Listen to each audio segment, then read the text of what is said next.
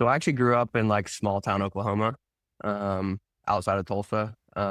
That's where I originally grew up, went to high school in Tulsa, played basketball throughout my youth, and like that was my first love. So like basketball was very heavily influenced in my upbringing and certainly growing up. Nice. So from Tulsa, played a lot of, like I said, played a lot of AAU basketball, high school basketball, etc. And that was a lot of part of my life kind of growing up. You a big guy And or like a guard? I'm a point guard. I'm 6'2", a little over 6'2". So I was a point guard. I was like, That's a big, that's a big point guard. yeah, but like I played with guys who were all like, 6'4", 6'5". Like a couple Right. went and played overseas. Like Tyler Lockett, who's a wide receiver for the Seahawks, played on my AAU team, and I grew up with Oh, wow. him. So like it was a bunch of athletes, right? And certainly like I'm a pretty good athlete, but I was, certainly on the bottom end of the athleticism, even on my team there. Or so, Right. in terms of the AAU team, but we were, we were pretty nasty. But yeah, that was kind of where I grew up. So from Oklahoma, I have some family up east, so I've been around New York a fair amount growing up, in Philly in particular. Um, Went to school, University of Arkansas. Kind of went there. While I was at University of Arkansas, I started like booking shows. So started like promoting music shows and got in charge of like the university program there, where they were like had a big budget to book concerts. So while I was there, ended up kind of like having a few $100,000 budget to promote and book shows on behalf of the university. Hmm. So really got into music at that point, particularly live music. I always like loved it at that time, but that is kind of the next thing that really like took off in my life was music and live music. And did that, worked for a bunch of music festivals over the summers while I was in college and doing all kinds of odd jobs from stage managing to like assistant talent buying to like you name it, did all kinds of things. Um, and through that, I was like, went to school for finance, went to school for international business, and had a minor in Chinese at one point where I went and studied abroad in Shanghai for like 6 months. And then came back, and that's when all the music stuff really picked up at Arkansas. And I decided after school, after I graduated, I was like, I'm going to take a shot at this music thing instead of going to get like a job with like my finance degree or something in business or whatever. So I moved out to California, to Monterey, and took a job in a mailroom, essentially, doing like ticket counts predominantly for like all these, artist tours, et cetera, all these agents like booking shows. Um, and worked my way up from that mailroom to like a junior agent at that agency, which was Paradigm. Competed with like CAA and WME and like all kinds of cool music, mostly electronic stuff at that time. I kind of touched, but like also did Paradigm represented everyone from like Fish, Dave Matthews Band, Skrillex, Disclosure, Coldplay, and like on down to like a lot more cooler stuff that was emerging at the time. Was in Monterey for a year. Decided I wanted to get to like New York or LA. Had an assistant open up and took a job as an assistant with a big agent in New York. And moved to New York, and that was in 2016. So that was how I got to New York, I guess. And was there until 2020. And COVID happened, live music kind of, went down, pretty much stopped completely with the onset of COVID. So like there wasn't shows to book. There wasn't like a lot of like tours or concerts happening, obviously. And I was like half out of a job, but still had like they were still paying me, but like there wasn't much to do. It was this weird like pause moment across the company. Yeah. Um, and whenever that happened, I was like, oh, like live music and the music industry is sort of this like incestuous like social circle where your social life and your like professional life are like bled together. So everyone thinks it's like the sexiest job in the world because like it's fun. You get to work with artists, you get to work like with everything. You're out at shows, you're going to concerts every night or whatever else, and that was great. While I was in my 20s, but it felt like I couldn't pull myself out of it either. And like in some ways, COVID was a saving grace for that. And because I knew I didn't want to do it forever, and it was kind of like a treadmill you kind of get off of. Right. Um, So at that time, I was trying to figure out something new or what I wanted to do, but like found out that like being an agent in music is like you're kind of an entrepreneur and doing everything, but like most people don't understand what an agent does really. So it was difficult to translate. So I took a job with Rock Nation, running their brand partnership, which was like a little bit different than what I was doing, but it allowed me to talk to like big brands and talk to all these people. You know, different than like a concert venue promoter in, Florida or Texas or wherever. Right. And through that, like I knew Rock Nation was a great place, like to kind of like make a step into more like brands, tech, etc. And that was great. So I did a bunch of brand deals for like Megan Thee Stallion and Fat Joe and Meek Mill and Lil Uzi Vert, and did a few for like LaMelo Ball and Skylar Diggins Smith on the sports side. Um, and that actually came up because they found out my boss found out that I was really into crypto, and I had like tinkered around with crypto on the side since like kind of late 2019.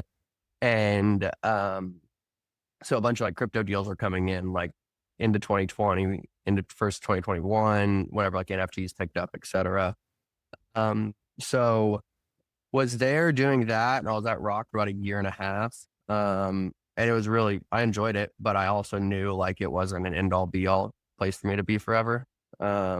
So did that. And I think at the end of 21, I was like, I'm spending all my free time looking at crypto stuff, right? Like not only NFTs, but like DeFi stuff after DeFi summer. Like I just thought all this stuff was so interesting. And I was like doing everything on chain, like spending dumb amounts of money, just like trying out different dApps, buying and selling NFTs, like you name it. Like was literally just like couldn't get enough. And at the end of 2021, I was like, this is taking up all my time. Like, this is the first time in my life that, like, besides like music and culture, which had made up most of my professional career at that point, like, this is all the things I'm interested in. Like, I'm really curious. That's what I'm spending my free time in. And I was like, I got to figure out how to like get a job in this industry. Right. And I had made some pretty good connections through my time at Rock, doing some like deals with like finance people or OKX people or Unstoppable Domains or like a few others.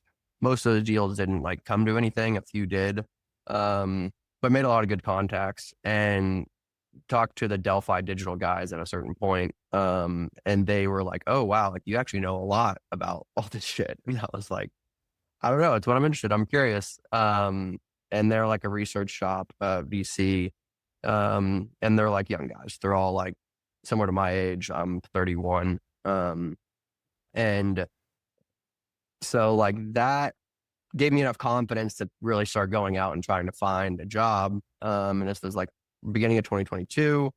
And talked to a few VCs to like as like an analyst associate and a couple of people. And I was like, I don't know a ton about VC out unless from the outside looking in. Didn't know if that was like the right thing. And then I had a friend of mine get hired by CoinDesk to run Consensus, their big event. And that friend ran like special projects as part of South by Southwest for a decade. So I knew him through music stuff. And ironically enough, he called me whenever I was at Rock and we were like talking about a Megan Thee Stallion, like South by Southwest thing. And like, that it was like a VR thing that like ended up happening. And then a month later, he like reaches out and like we set up a call and he calls me again. And I'm like, you're at CoinDesk. Like wasn't at South by anymore. And I was like, what are you doing at CoinDesk, dude? Like you're lost. You don't know anything about crypto. And it kind of dawned on me. I was like, you're going to need a lot of help. And like, I know CoinDesk, like, CoinDesk is like one of the few things in crypto that everyone knows, has a ton of brand awareness, particularly in the US outside of like Coinbase. It kind of felt like it had the most brand recognition of anything. And that felt safer than a lot of the other opportunities I was seeing in crypto to go work full time. So plus I knew events. I'd done music festivals, and knew like large scale events, not quite like professional kind of events in the way that Consensus is, but close enough. And Brad was the guy's name at CoinDesk. And kind of offered me a job, and I jumped. My boss at Rock, like pat in the back, like I left on great terms at Rock Nation, which like wasn't always an easy thing to do in that building. So that felt good. And then I was excited about that. And that was February of 22. So was at CoinDesk for a couple of years. But that first 6 months was still like, a bull market more or less of crypto. And then FTX blew up that November, 2022. Which was, and I was happy at the time because I was at CoinDesk, right? I wasn't in a place that was exposed as much to like the downfall, right? CoinDesk still was, for sure. And CoinDesk ended up getting sold, in part because of the FTX blow up. But and a quick story, I was in Lisbon, Portugal that week whenever FTX blew up. And for Solana's Breakpoint event and Web Summit, which is a big like Web2 conference. And the Thursday before Solana Breakpoint, which was over a weekend, Thursday, CoinDesk breaks the news that Alameda's balance sheet is like funny. And this was a Thursday, and like there wasn't much news. People started like, oh, it's odd. That looks weird. Like people starting to question a bit more. And then on Solana Breakpoint happens, it was kind of a big high moment of like the Solana ecosystem, et cetera. And that Tuesday, there was a flight back from Lisbon to New York, and took off at like 6 a.m. or 7 a.m. in Lisbon and landed in New York, like, that night. And that was the entire day that FTX was blowing up. Like, that was the day that like FTX came crashing down and like really, affected the Solana ecosystem maybe more than any other crypto ecosystem. And that was certainly just like a surreal moment. You had some of the biggest like Solana investors, VCs, teams, like all on this plane, either like asleep or like glued to their phone on Twitter, just like watching it all happen. It was very surreal. But yeah, so was there, that was just like a crazy moment. And fast forward to CoinDesk earlier this year, and I kind of decided that I was like done with my time at CoinDesk. Like it had been great, but I wanted to like help a lot of these founders, entrepreneurs, like build stuff. There's a lot of more like consumer stuff, interoperability, like permissionlessness or exciting things and consumer applications and stuff in crypto. So wanted to get closer to that stuff, and left CoinDesk to take a job at company called Laser, which is a product development studio. We essentially have a team of engineers that we work with a lot of like early stage, but also bigger crypto companies to build out product. So we work very closely with like Coinbase, Uniswap, Polymarket, Alchemy, Privy, and like dozens of others.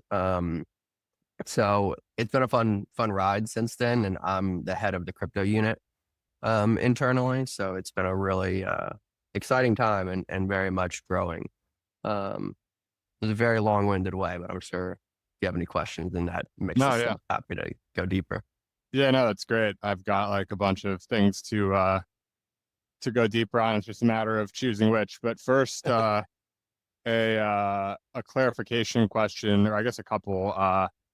One is on Laser. So it's not just crypto. Crypto is just one of like the sort of sectors that it develops products within, or is it? Yeah. It's all crypto. Yeah. So Laser started in 2019. The few founders came out of YC as a company called Fix, which was essentially Uber for mechanics. So you could like, have an app, and if you had a car at your house or whatever, a mechanic would come to you to fix the car. Right. Started as a product company. They like scaled it and sold it, decided to keep the core like engineering team and product team together and service like other YC backed companies who needed like, strong full stack engineering and design. So, that's how it started. Right. And that was back then in 2019. Servicing a bunch of like, traditional like Silicon Valley tech type companies, et cetera. In like 2020 or 2021, they got closer with the Dapper team, and helped build like the Flow SDK, helped build an NFL all day marketplace, and a bunch of other crypto projects. And ever since then, they've done work in crypto, but the last year or so, it's picked up a lot. They contributed or had a large part in Coinbase's on-chain summer last year, before I joined, and then we had a heavy part in it this year as well. So that's that. But yeah, Laser's like almost 70 engineers and like 15 or so designers, across like not just crypto, but anything fintech, AI, ML, a lot of general tech stuff, and a lot of e-commerce. We do a lot of bigger like Shopify builds, and work a lot with some of their bigger clients. So yeah, do a little bit of everything, I guess. Yeah. So like for big companies, basically, if they want to just outsource a lot of development work or full projects, basically, they'll just outsource to you guys, and you guys will just like build them, and they'll sort of like white label it, and you can sort of just like be sort of abstracted away behind the smes that you guys are actually responsible for building a lot of it. Yeah, it's kind of, I mean, the exact model is we work on like an embedded model. And we don't just work with like, it's easy to name the big companies, right? But we work with a lot of like, like seed stage to Series A level startups who just like need an engineer because they can't hire fast enough, or they don't have the right skill sets, I mean, internally, or they just need something to build like fast and quick and like high level quality. Right. So something that's different from Laser than a lot of other like engineering shops and stuff is we generally work on an embedded model. So we kind of like understand what you're trying to do, what you're trying to build, and then figure out an engineer on our team that gets like embedded into that company to build X, Y, or Z for, 8 weeks, 12 weeks at a time, whatever it may be. So, Got it. That's like generally how we work. Yes. Yeah. Flexible headcount, but there is some stuff that's more project scoped, et cetera. Or, we have a couple engineers that it's like, hey, we're working with the head of engineering at X company. And it's like, I can't pull my main engineers off my main thing, but I want to work on this thing in parallel, or a side project of sorts, or a second priority. And we build it, right? We don't take any IP, it's essentially like contractors, but with a pretty strong product focus. Right. So, switching back a little bit in your story to, one of like the first things that I just sort of like noted was, you grew up in Oklahoma, and, you said you had like had family in the Northeast and whatnot. I don't know how like sort of,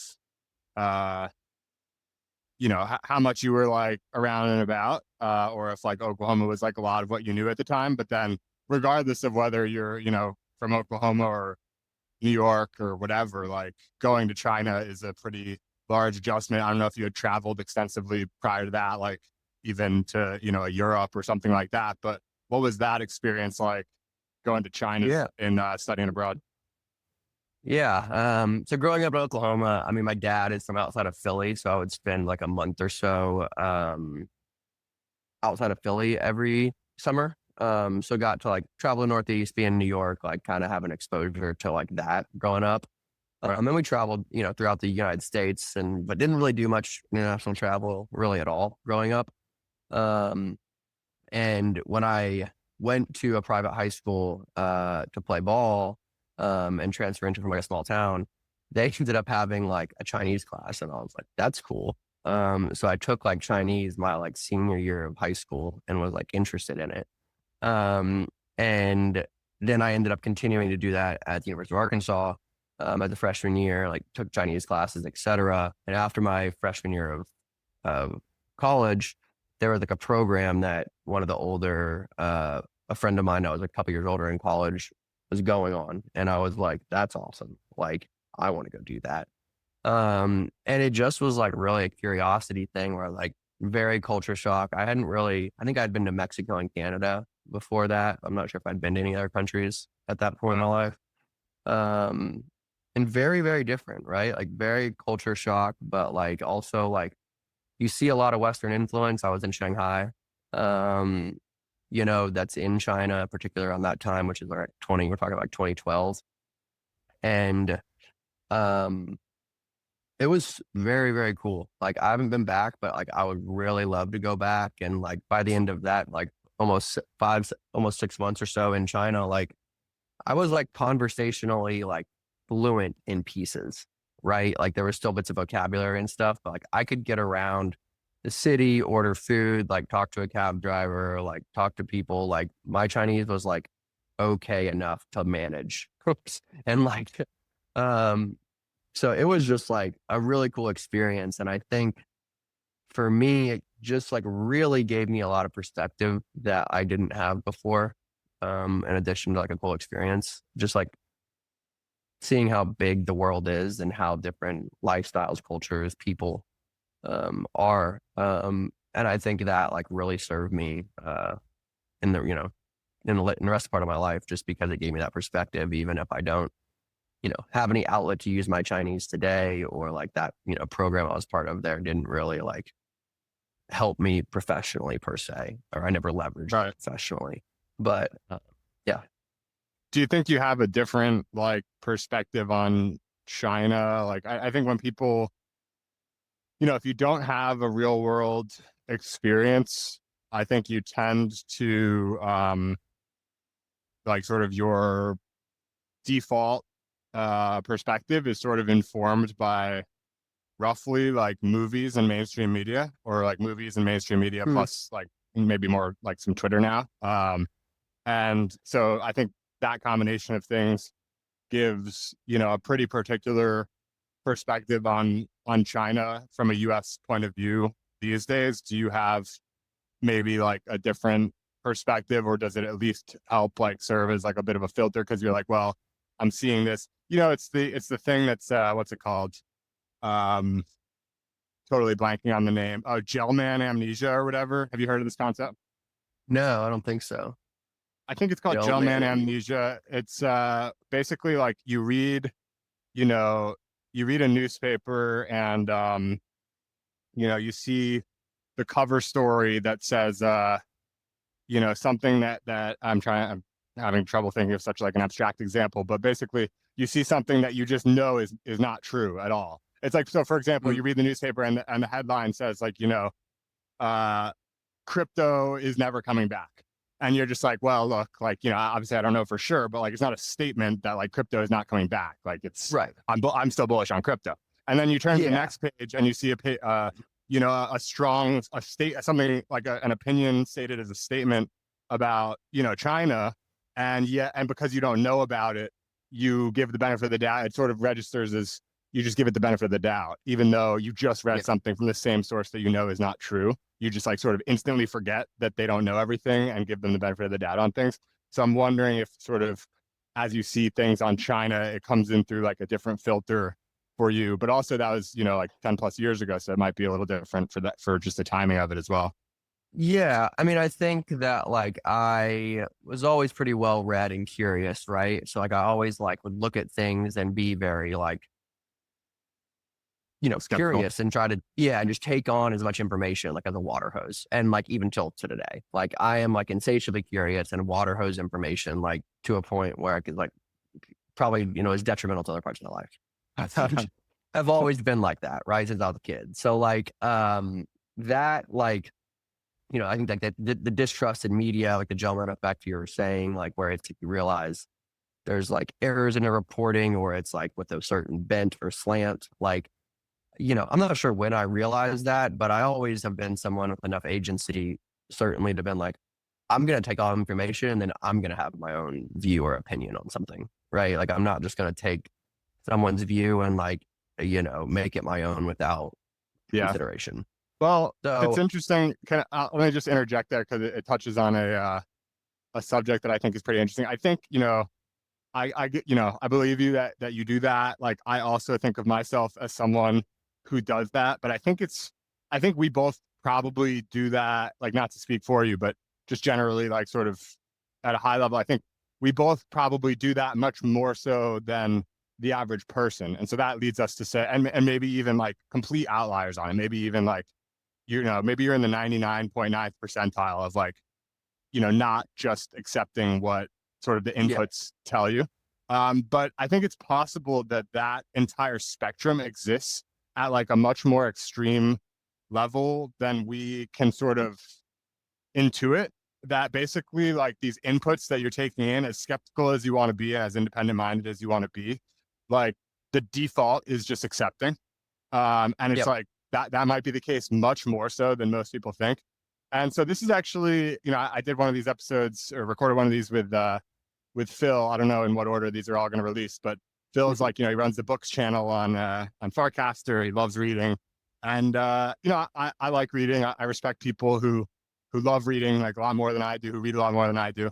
But for the longest time, I like, one of my weirdest things is like, I never really read, as like a kid. I ignored, school assignments and, like never read for fun really. And, I picked up reading like very relatively late. And part of the reason was because I mean, as a kid, I didn't have this like, thesis. I probably just didn't want to do my homework or whatever. But, and I did like, I read like Magic Treehouse or whatever in like third grade or, whatever. Sure. I'm talking about like, middle school, high school, even through college to a large degree. And, mostly it was probably just like I said, like not wanting to do my homework, having some satisfaction and being able to like do well in school by like listening in class, but not actually doing the readings or whatever, and like picking things up that way, which I actually think can be, pretty beneficial in terms of just like being able to listen to sort of like figure things out, stuff like that. But one of the reasons, like, as I started to sort of like understand why I wasn't doing it, I think was I used like, I remember I said this thing to my mom once, which was that, I think books can be very dangerous. And, she like hated that because, she was like, she was an author, and she like loved books. And, the reason I said that, it's like a little bit of like, it's a little bit of like a clickbaity headline or whatever. But the reason I said that is because I think that people, to a much greater degree than they think, accept everything that they read. Like, you can think that you're reading something with an independent mind and skeptical, but you're not like analyzing every word. It's like, you're not deciding at every point if you're going to accept this piece of information. Like, the default is to accept. And once in a while you ask a question, or maybe you finish the book and you question like the main thing, or like a few points of it or whatever. But like in general, it's just like ingesting. And so I don't know what I ingested in lieu of reading these books. But I am actually glad in retrospect that like I basically, because now I read, and I have for, several years, 10 plus years, whatever. But I started at a point where I was, I think, in a much better position to curate and, select what I wanted to read. And certainly I didn't let like school syllabus, determine that for me, which I think might have been a good thing, especially like, my high school, like looking back, was like quite liberal, maybe overly so. And so like some of these things, it's like, you sort of like avoid the Kool-Aid or whatever. I don't know. It's just it's an interesting aside, I think, to that point of like, I totally like, I can tell just by, we've had a couple conversations. Like, I know you're an independent thinker, and I know that you're, evaluating things for yourself. And I like to think, like I said, that I do the same, but I think people just really, my gut is that people really overestimate or underestimate how difficult that is, like to actually do that very prevalently, and how much just actually just sinks in by default. Yeah, no, it's a good point, right? And I kind of think about it like in two kind of ways, right? Perspective.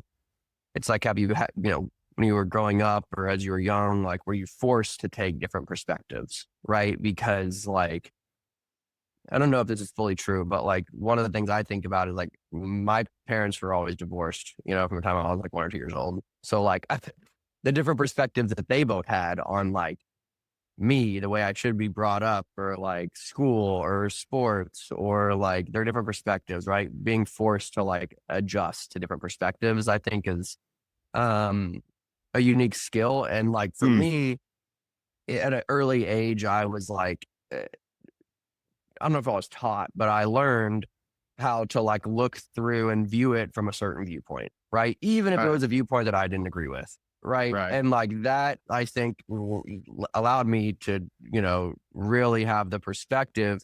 And in conjunction with that, I was given a ton of agency when I was young, right? Because I was in the middle of my parents, and like they didn't get along, they didn't speak to each other. And like I had a lot of agency to maneuver. And like, even for me, like moving from a small town to like Tulsa and going to a private high school, whenever I was like in 8th or 9th grade, like that was like pretty much fully my decision.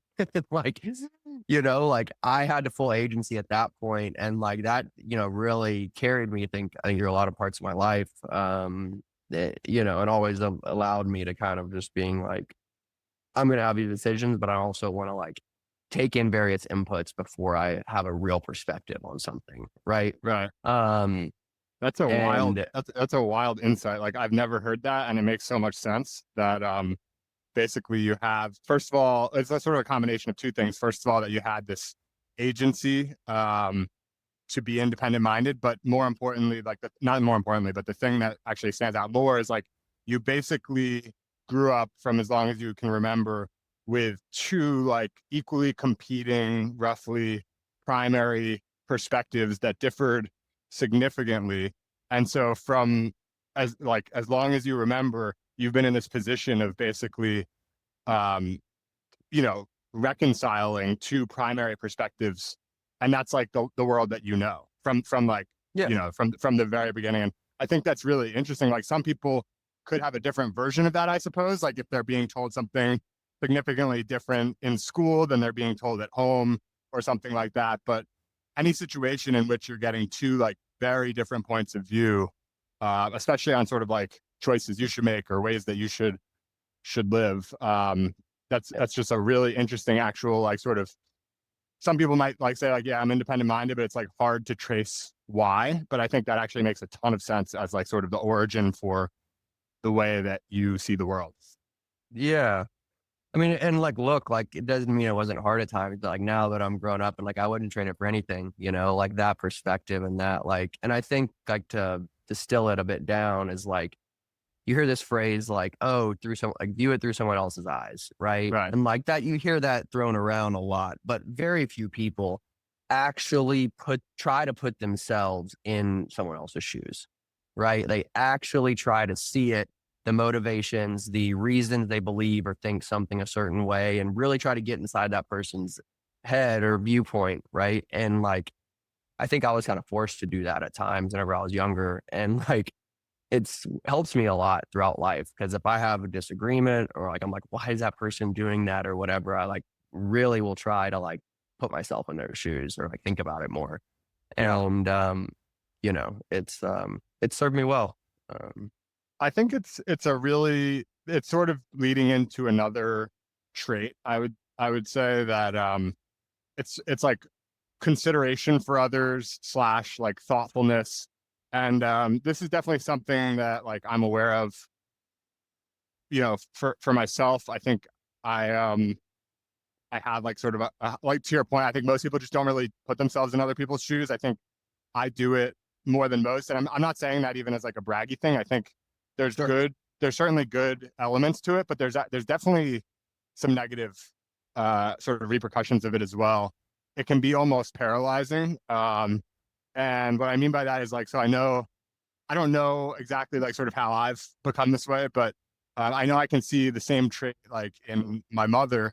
And probably she's just, she's so kind and caring and nice and selfless and everything that, um, she's like the type of person who like make friends with like the checkout person at like, the supermarket or like basically anyone she encounters in everyday life. Whereas I'm just kind of like, got my headphones in, I'm like going around, like doing my thing.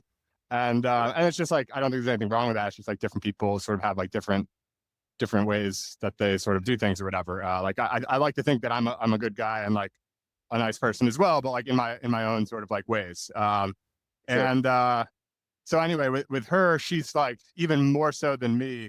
She is considering like with a lot of things how she does. Yeah, I don't think she would mind me saying this, otherwise I wouldn't be doing it. But like she will consider how everyone in the situation is going to feel about something, and it's a very tall task to do that consistently with like all decisions. It's too much. It's like too much.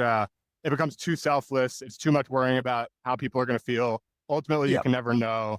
And so it's like there's pros and cons, but the pro is that like, I mean, I don't know.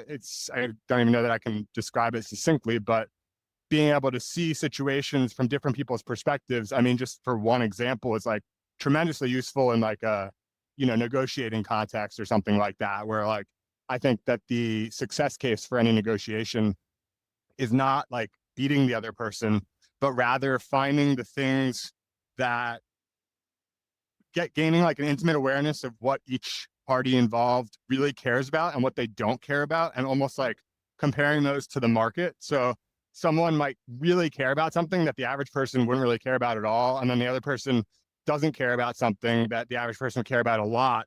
And so you can assume if someone's like really far off from the average, that the other party probably, or, you know, in this case, the other party is maybe yourself, and you know, like you care about that roughly an average amount or whatever. And so the other person, you find an arrangement where the other person compromises significantly on the thing that most people would care about, but they just really don't. And then you can afford to give them, you know, the thing that you weirdly don't care about, but most people would. And that's like the most successful negotiation, or the most successful like sort of deal. I don't even really like the word negotiation, honestly. Like, I think it implies confrontation. And, but I do like deals. Like, I think there are good, you can make great Well, deals. And it's by putting yourself in those shoes. And that's just like one situation in which it's helpful. yeah, there's a couple things there. Like, last thing, something that always stuck with me, like since I was like in high school, was that I got a high school basketball coach that said like one of his favorite things to say was there's no resolution without confrontation.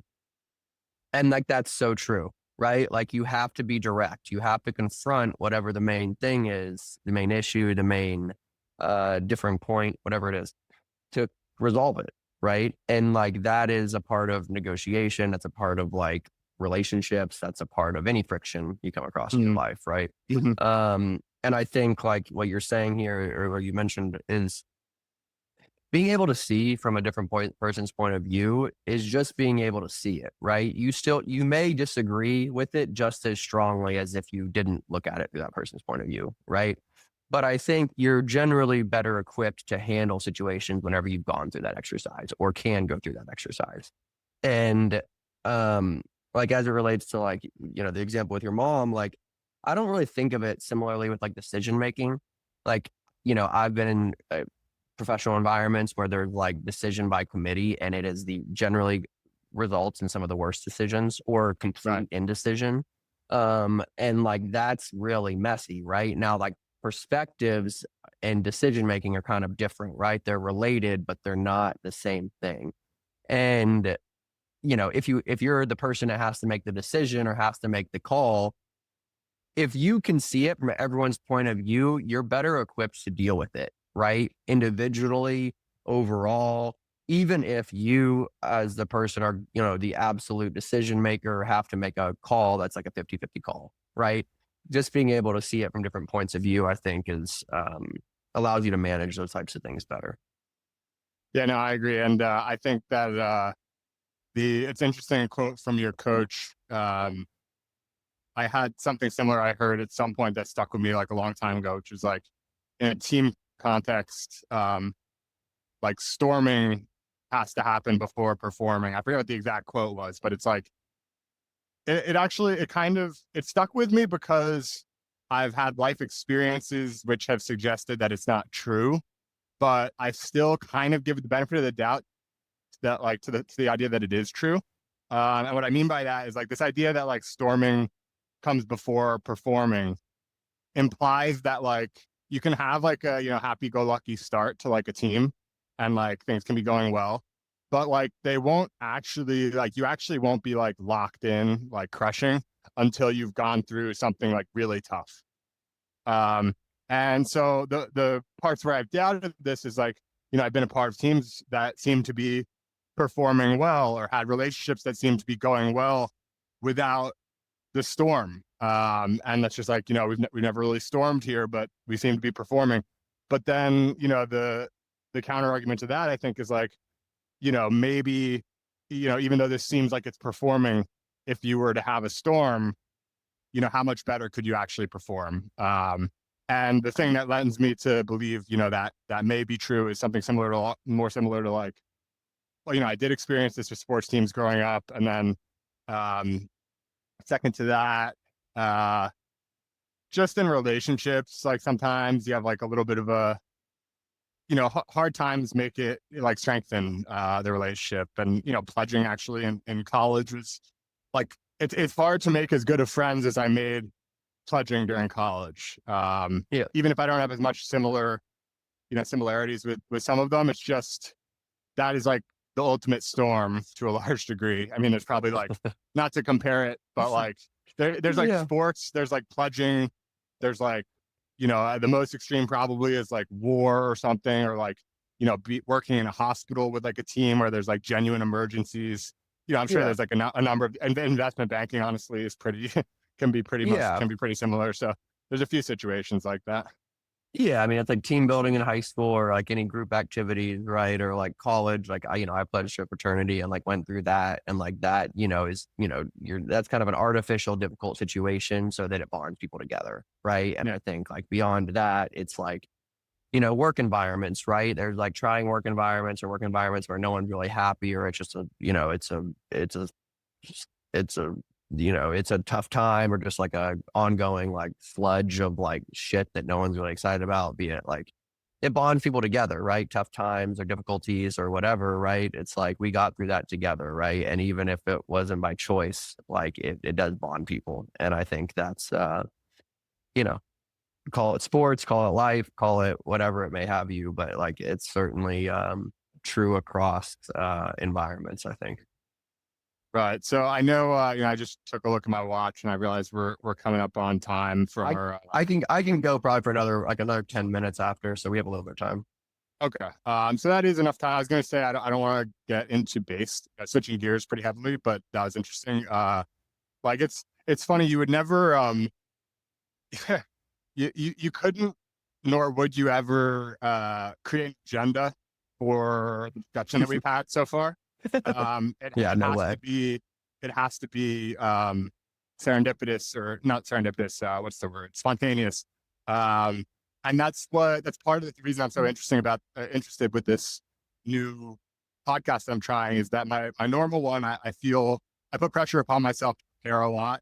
And I think it's beneficial to a large degree. Like I get through some of the things I want to get through. And even then I leave a ton of room for spontaneity. So I basically have like a prep sheet that is, it's disorganized. There's not like written questions. It's more so just a bunch of notes and context for me to have to be able to sort of like help navigate the conversation in ways that I think are interesting and like up the guest's alley. We don't have to sort of like navigate as much because I sort of like know interesting places to go.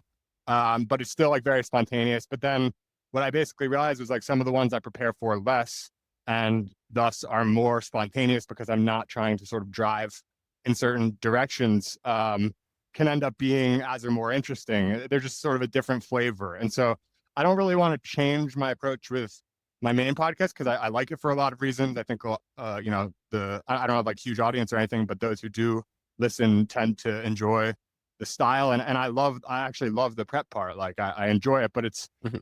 there's a constraint. There's like sort of a bottleneck. Like you can't prepare to the level that I prepare for those episodes.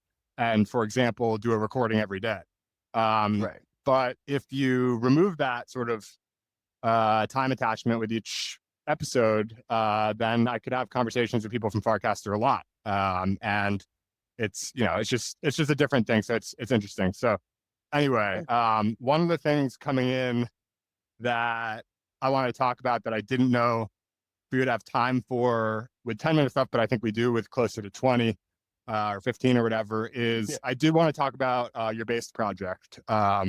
I think it's really cool. It's like, I'm working on base colors, as you know, we've talked about, and there's few projects on base that I think are like just very fundamental, simple, and that's the sort of style of stuff that I like. There's no offense to some of these other projects, but there's a ton of interesting projects, but just like the more it gets, just like I own some dog with hat as a disclaimer or whatever. So like I'm not above this stuff, but it's just kind of silly, and like I like the stuff that's a little bit more, I don't know, interesting, experimental, doing things that can only be done in crypto, etc. Yep. And I feel like Based is very much that. And so I'd love to hear sort of like the origin story for how it came about, and just maybe even before that, just like what it is in the simplest terms for people who don't know. And then maybe Yeah. we could talk about sort of like some of the decisions, start there, but then I might have some Yeah. questions on some of the like particular decisions. Yeah. So like base is an experiment. It was an experiment that took a Coinbase NFT that was called Base introduced, and allowed people to come to a website and redeem that NFT for an allocation of Based token, which is a ERC20 token on Base.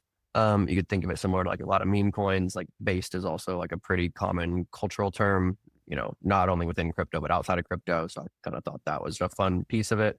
But that's what it is. And the origin of it was back in February of 2023. Coinbase announced Base, that they were going to launch this blockchain called Base. It was an Ethereum L2. And whenever they did this, they created a NFT called Base Introduced and launched it on Zora. Zora was like at the time really popular within crypto circles for free mints, right? For mints that cost like a dollar or two, but were deemed free because they were like essentially gas only or didn't have a high price to them. Right. So Coinbase kind of hopped on this trend, minted this as a commemorative thing whenever they announced Base. It was on mainnet Ethereum. So it cost people like anywhere between like $7 and $10 to mint it. And they minted at that time, this was a mainnet. I actually don't know that much about the NFT itself. That was a mainnet free NFT. So you'd pay, $0 plus gas, but gas was actually relatively significant versus, for example, since, I think Zora subsequently moved to, these quote unquote free NFTs that, the gas was like the Zora protocol gas, which was like much lower as like an L2. But back then it was like free plus mainnet gas, which is like actually reasonably far from free. Like it's going to be maybe several dollars. Exactly, right. And like the L2s weren't really there at this time, right? You had Polygon, which like was a side chain. People call it L2, whatever you want to call it. Like, right. And there was cheaper things on Polygon, but like most of this time was like mostly Ethereum people on mainnet, kind of NFT types and pure engine NFTs were minting all these like quote unquote free NFTs that were, had no cost, but they still required gas to mint, right? To your point. And that was anywhere from like $5 to $15, depending on kind of like where Ethereum was at that time. It's Later interesting. I wonder, sorry to interrupt, but I wonder if at that time, like I think Optimism was around, right? For at least, almost for a while, I think at that point. And so I wonder if, if Base knew, I would think Base knew at that point that they were going to build like, as part of, what's now called like the super chain or whatever. So it's curious that they didn't mint it on there, but I know Optimism also never really was something that became a thing with NFTs. So I guess the bigger audience is going to be on main and even more expensive. And even period, right? There wasn't that many like applications. Like I don't think that many people had like, like say Ethereum or money on Optimism, the chain to mint stuff just to pay for gas, right? Sure. This was also in a time that like I was really excited because I was minting all these random free NFTs. Like I was just like enamored by it. Like I loved what Jack Butcher was doing at the time, which was a $7 NFT that ended up going to like thousands of dollars. And like he had a whole experiment with it that I really loved. And at this time, this entire like meta of free mints was really only happening on mainnet Ethereum. So it would have been odd to do it anywhere else really at that time. Yeah, makes sense. So Coinbase did this and they minted 485,000 of them across like 370,000 unique wallets. So like a crazy number of NFTs at the time. Like we've seen a lot bigger ones now that like there's L2s and cheaper or whatever. But at the time, like you rarely saw an NFT get to this many mints. Like it was just crazy. And the fact that there was like that many plus that large number of unique wallets, because on the Zora front end, it only lets you mint one per wallet. You could get around that in some ways if you were like minting directly from the contract or a bit more technically savvy, and you wanted to do it. But if you did it, you were essentially like trying to airdrop farm that they may do something with this NFT in the future, right? Highly unlikely if you kind of like were really being realistic. And just the fact that you have to do more than go through the front door to mint it, like just so few people are going to do that. Well, yeah, that plus you still had to pay the gas, right? You still had to pay $7 to $10 per NFT. It wasn't like there was like necessarily that many savings by minting a lot. The that happened. And this was, and I remember being at ETH Denver around this time, and I was joking with a friend of mine.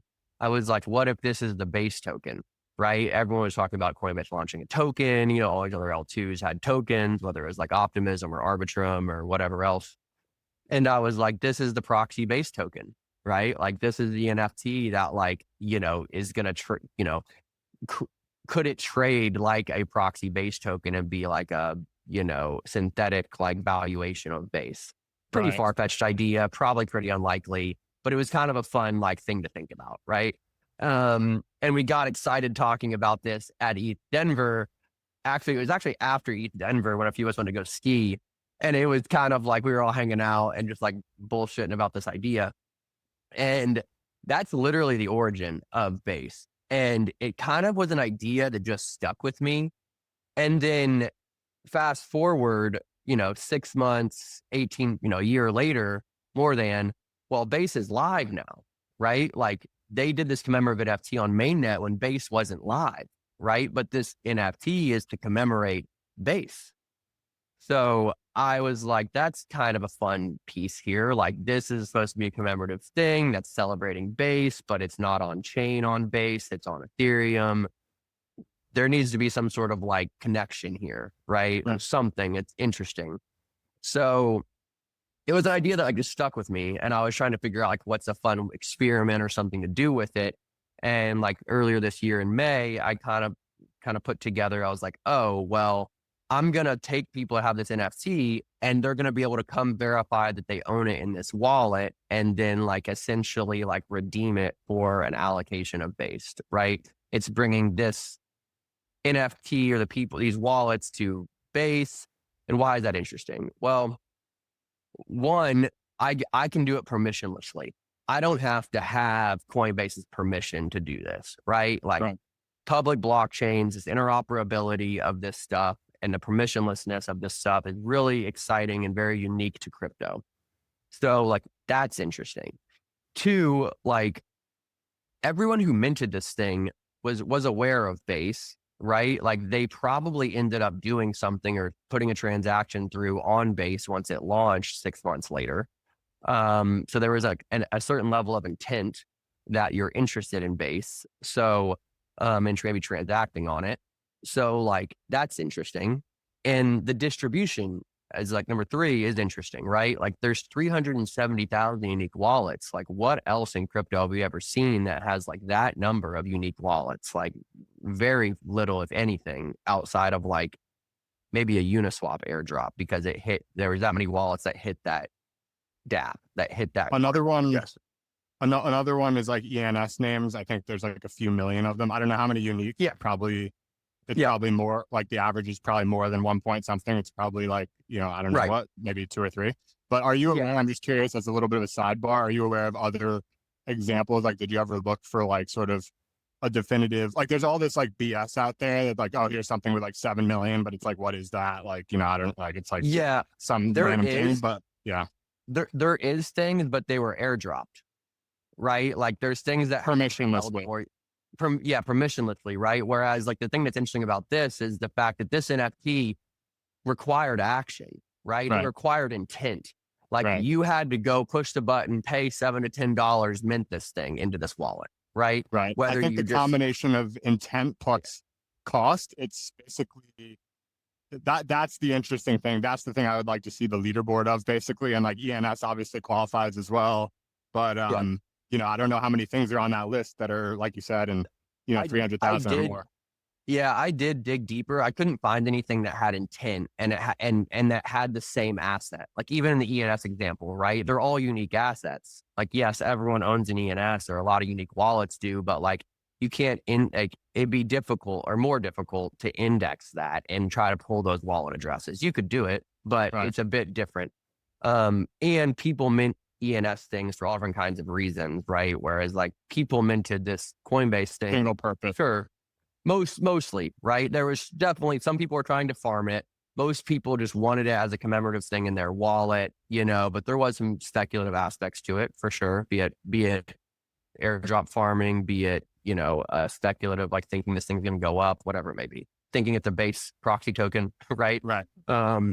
So that, and I was like, that's kind of where the idea came from. And I was like, oh, if I can do this and I can get enough attention by getting people to redeem this, a year later, like maybe most of these wallets, a lot of these wallets might not even be active.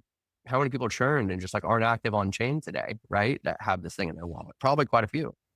And I was like, if I can get a significant number of those 370,000 unique wallets, or, a significant number of these NFTs from, 485,000, like redeemed, well, like this token could launch with a pretty decent distribution, right? 20, 30, 40,000 holders like on launch. Like that's pretty interesting.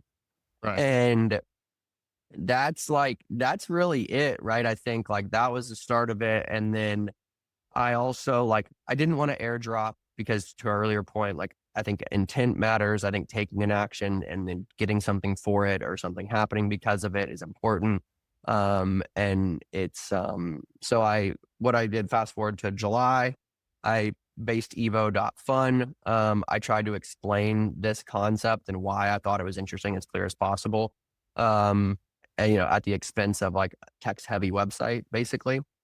And you could, the first 10 days, if you came and redeemed an NFT, you got 500,000 base, and you couldn't claim it until the token launched, right? Which I communicated was like August 13th, and it was going to be that date, right? So come back August 13th, you can get your token.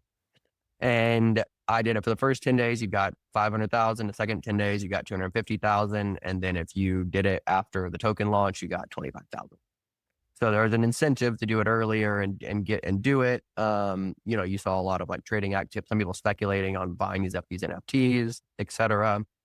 And I did it this way, instead of burning it, right? I could have like set up something to burn these NFTs on mainnet and then like more of like transfer them to base. I didn't do that for a couple reasons. One, it would have incurred mainnet gas fees. So you would have had to pay, anywhere from like $5 to $10 to like burn one of these NFTs and like redeem it. Like that didn't seem ideal. So two, I like Base. I like Coinbase. I didn't want to like burn a piece of history for them, right? Like, it's not something that's like this has never been meant to be adversarial. I just thought it was like a cool thing of like permissionlessness and interoperability. So for those reasons, I was a redeem. And like how I did that was you basically sent a transaction from your wallet on Base that checked that you had this NFT in your wallet and checked the token ID of that NFT and then redeemed it. And because that was on chain, because that transaction was on chain with the contract, it basically each NFT, each token ID could only be redeemed once, right? So people hypothetically, and some people did from what we saw, redeemed them and then listed them on OpenSea, right? And just sold them because other people like wanted to buy one because they wanted to redeem one or whatever. And, that was a trade-off. And by not burning them, I allowed people to basically trade these things, whether they were redeemed or not, right? And but that wasn't, you not redeem it the same one twice? You couldn't. That's what I'm saying though. But some people like bought one that was already redeemed. And then they had the issue of like, hey, I just bought one of these to get the base and now I can't get it. So like they're a little upset or whatever. Yeah. And what I did, and I did this from the very start, was there was a token checker on the website. Yeah, I saw this. Yeah, that's how I knew like there was something where I forget what I was looking at exactly, but it was like, this token's not going to work for redemption. Yeah. So but some, it's crypto. So people are just going to ape in and not read. It's just part of it. Right. And some people, and so I tried to, do everything I could to like let people know what it is and try to be as transparent as possible and yada, yada. And most people, there was a few random messages and stuff that were peeved about this, but like, it was like, if you would have read and like looked at this, you would have realized, right? Right. But like still, people like, felt like they just burned money for nothing. So I'm like sympathetic to a degree. Right. And you can't design something for every edge case. So like, it's just, and especially, if it's on, you did the best you can. So it makes sense. Yeah. And I'm doxxed, right? Like people know this was me. Like I was doing it. So like my reputation is priceless to me. Like, it's not worth any amount of money. Right. And so I was very, careful to try to do this as like clear, fairly, and transparently as I could. and, kind of did that throughout. And we can keep going here because I'm sure you got to have some questions, but yeah. Yeah. So yeah, I realize we're up on time. You want to go like 5 and then we can call it? Yeah, we can keep going. Yeah, I have some time. So I guess where was I going to go? So yeah, I mean the burning. It's interesting. Like as I was developing or designing rather like base colors, making all the sort of determining what I thought the important decisions were, and then making them. Like I went through and I sort of like graded every decision from like 1 to 10, and sort of tried to make the ones that I had as like 6s or 7s or 8s. Try to see if I can make them 8s or 9s or 10s. And I was like really happy with where things landed. And of course, I might have missed some things that were important decisions. I haven't really found them yet, but like it was an interesting exercise. And so I like thinking about things from that perspective for basically like designing any project. And I feel like with base, like you walked through one decision in particular. I mean, you walked through a bunch, but like one in particular was like this decision not to like burn and instead to redeem. And to me, like for all the reasons you said, that's like a 9 or 10 out of 10 conviction decision. Like that just when you started describing why you didn't do that, my first thought was like, why would you do that? And then you described like reasons why you didn't, and I was like, yeah, I mean, this makes a ton of sense. I would have never like that would not have been the move. It would have been, like you said, like sort of adversarial. It would have been costly with the mainnet. There's just no. I think it's much harder to answer the question of why would you do that than why wouldn't you. You're gonna say something. I was going to say it was also like crucial to let this experiment potentially play out the way I wanted it to, right? Because I wanted it to leverage like the distribution and the interoperability that distribution enabled with like the permissionless environment of public Right. blockchains. So. I think it's way more positive, like the way I really liked the way you did it. Even if there was, a couple of edge cases, a couple of people upset, you even, foresaw that issue and tried to write as clearly as you could about it and like put the proper warnings. Like that stuff takes time to build like into the UX. Like that's not just doing that. Like you didn't have to do that. Like you chose to do that to sort of mitigate this one potential like sort of counterpoint or whatever to the way that you designed. So like that all makes good sense. The questions that I have more, they're like very in the weeds, but around this, like, the earlier you are, the bigger reward you get. It cuts 50% and then it cuts 10x. And then like you're not getting it. So that's one thing. It's like that cut by 50% and cut by 10x based on timing, like how you decided you wanted to do that in the first place. And then like roughly like was there sort of a reason why it like cuts, in half and then more severely by an order of magnitude. And then secondarily to that, but related, why come back later to do the claim instead of just like, you're here now, you can get it? Cause that adds some friction too, right? Yeah. So a couple things here. It was tricky to manage like launching a token and redeeming it, right? Like if I would have like the incentive and the like speculative nature of crypto where it's like, hey, redeem this thing and then I'm going to launch it. Maybe it's worth something, maybe it's not, right? Like, and so I think like front loading it being like, if you saw this, you have 10 days. Like you want to front load the action, right? You want to be like, hey, I'm doing this thing, go do something, right? Go do this action. And there's a clear incentive mechanism to use it to do that, right? You have more reward if you do it earlier, right? Right. And there was also an incentive for people to tell others or to help share or, be like, oh, if anyone holds this NFT, you should do it before this ends because like, it's more reward, right? So that's part of it. And I just think like the like, the 50% cut and then the huge 10 cut is because like, I wanted all these people to redeem this thing before the token actually launches. So the huge cut from the second 10 days to, post launch, like what I called phase 3 redeems is because this experiment really works in terms of distribution is if everyone redeems before the token launches, right? So there's that part of it. And then the other thing is that the way I did the tokenomics here is I was like 50% of the total token supply is going to be to the redeemers that you redeem before the token launches. Right. So, so proportionally, they're equally rewarded depending on how many NFTs they redeemed, up to 50%. So it wouldn't like, for a couple of reasons, between the incentive mechanism and the tokenomic of it, like doing a redeem and instant claim, like kind of would have deaded this experiment, right? No one would have done it. Like there's no incentive. There's no like speculative aspect to drive the distribution, to drive everything else. And that is kind of why I went about it that way. And it was also tricky, right? Because like I actually didn't know the total supply or what the total supply of Based was going to be until I closed phase 2, right? So to properly proportionally reward people, I couldn't like arbitrarily say this is the supply, Right. right? Like the supply was dictated by how many people decided to come and redeem, At what times as well? yeah, exactly. At what times as well, right? So there was these variables that were out of my control that, essentially the market, or the people that held these NFTs dictated. And the other 50% is for independent from these NFT redemptions, Yes. to be sort of like at your discretion, or Well, however, like what. so the other 50%, there's 35% that I had allocated like LP to like create a market for it, right? Yeah.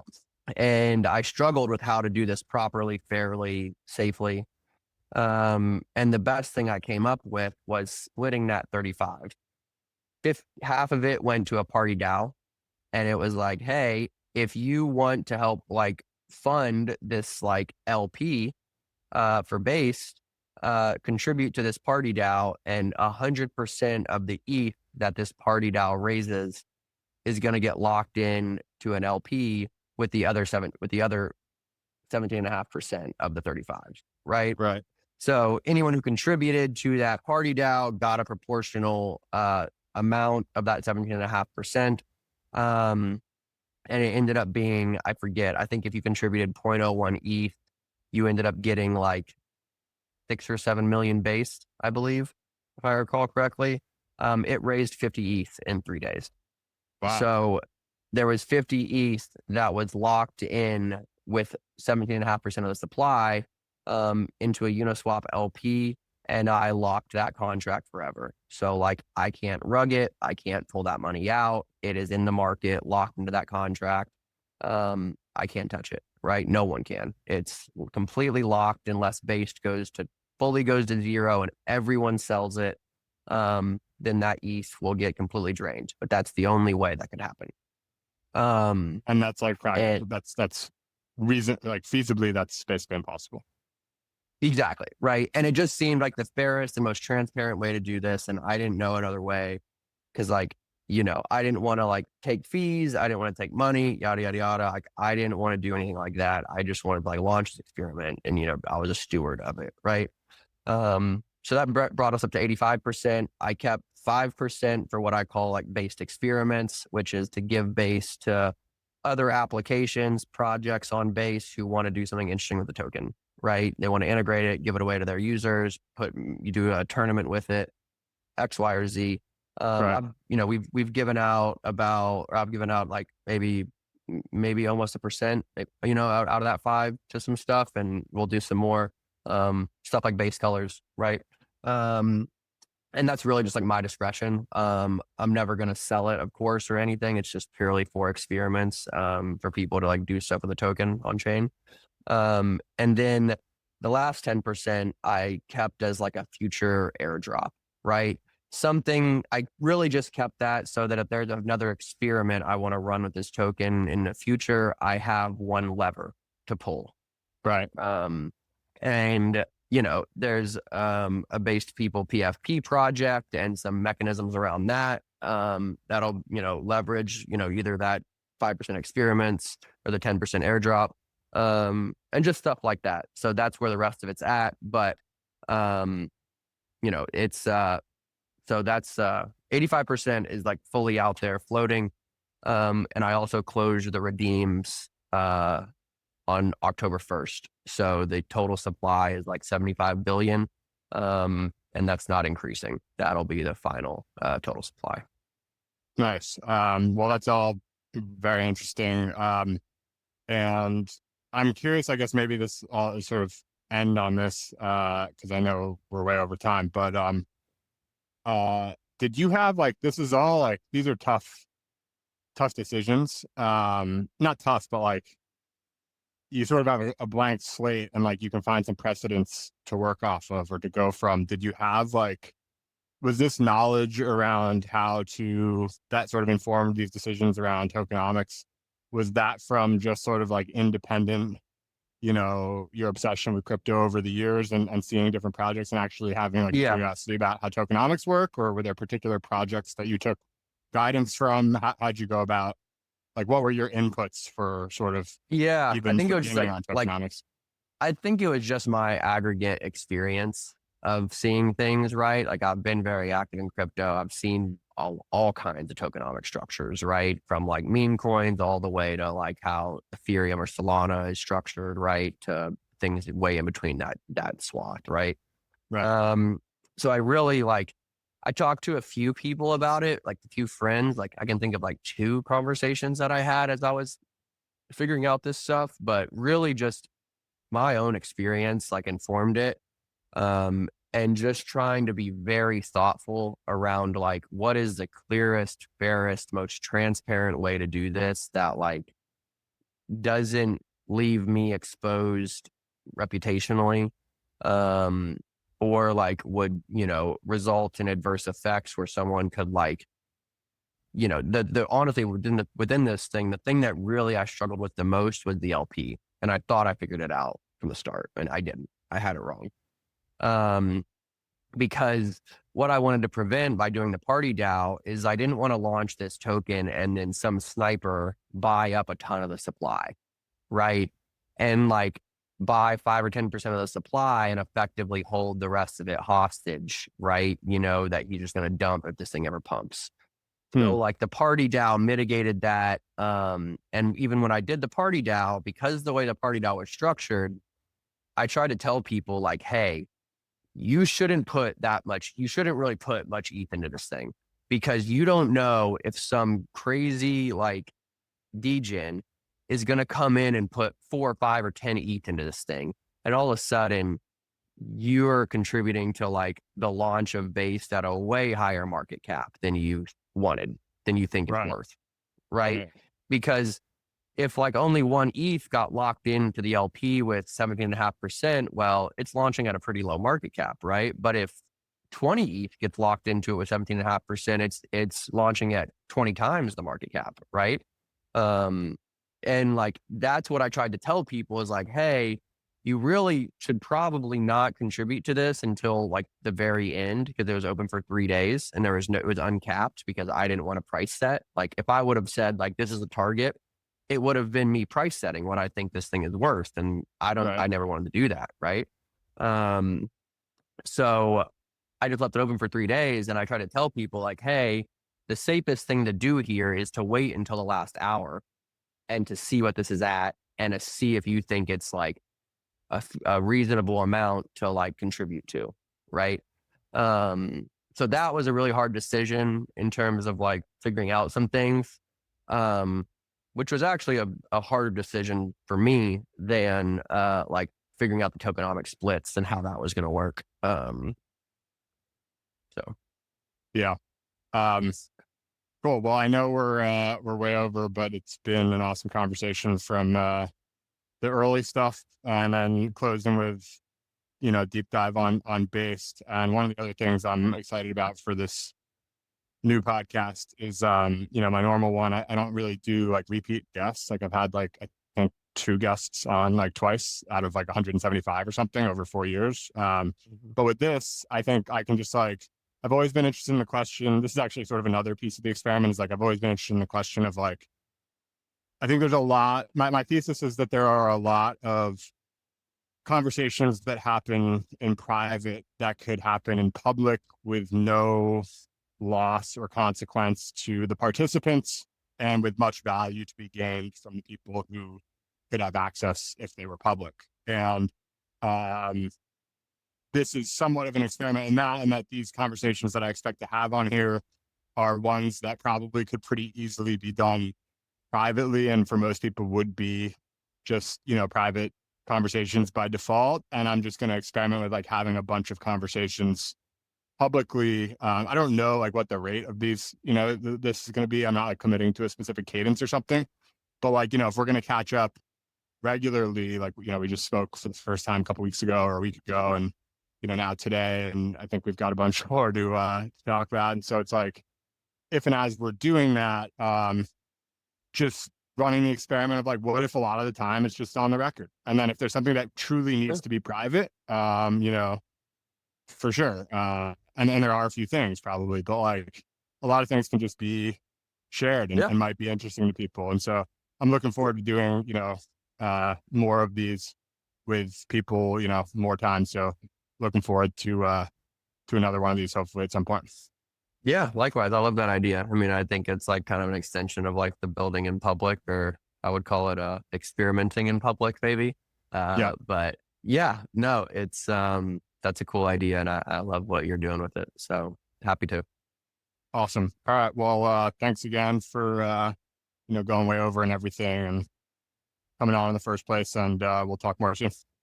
Sounds good. Appreciate it. All right. Yep. Later.